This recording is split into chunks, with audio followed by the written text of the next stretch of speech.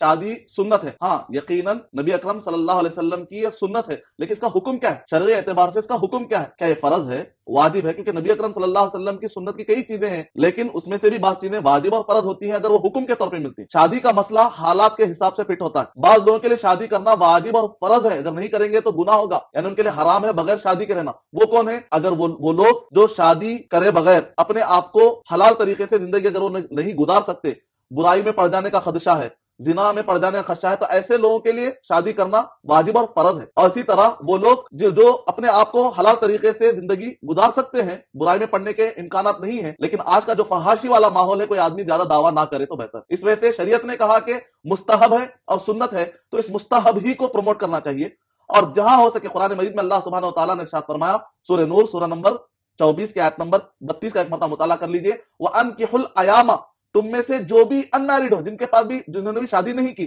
یا تو خلا لے چکی ہو، یا اس کو طلاق ہو چکا ہو، یا وہ بیوہ ہو چکی ہو، یا ایک کنواری ہو، لڑکا ہو لڑکی ہو، کہا ابھارا، شریعت نے ابھارا ان سب کی شادی کرو، یعنی شادی کرنے پر ابھارا گیا۔ اس کا مطلب یہ نکلا بغیر شادی کے رہنے پر شریعت میں ابھارا نہیں گیا، بلکہ اگر آپ پڑھیں گے صحیح بخاری جلد نمبر 7 حدیث نمبر 4 کے اندر، یا معاشر الشباب من استطاع منکم الباء، اے نوجوانوں کی جماعت، تمہارے اندر شادی کی جیسے ہی تمہارے پاس استطاعت آ جاتی ہے تو فوراً شادی کے لیے آگے بڑھنا چاہیے، کیونکہ نبی اکرم صلی اللہ علیہ وسلم نے فرمایا فإنی مکافر بکم الامم، قیامت کے دن میری امت زیادہ لگے گی تو قیامت میں فخر کر سکوں گا کہ میری امت کی تعداد زیادہ ہے، تو گویا کہ ابھارا گیا۔ جہاں تک دوسرے بھائی نے سوال کیا ہے کہ بغیر شادی کے کیا میں پوری لائف گزار دوں گا، کیا ایسا جائز ہے؟ اگر بغیر شادی کے ایک آدمی، ایک تو یہ کہ شادی ہی کے لائق نہ ہو، یعنی کہ وہ آدمی نامرد ہو، یا یہ کہ اس کے اندر کچھ بیماری ہو جس کی وجہ سے وہ بیماری عورت تک جا سکتی ہو، ایڈس کی بیماری ہو، یا ایک کہ کچھ ایسی بیماری ہو کہ اگر بچہ پیدا ہوگا، یا ایک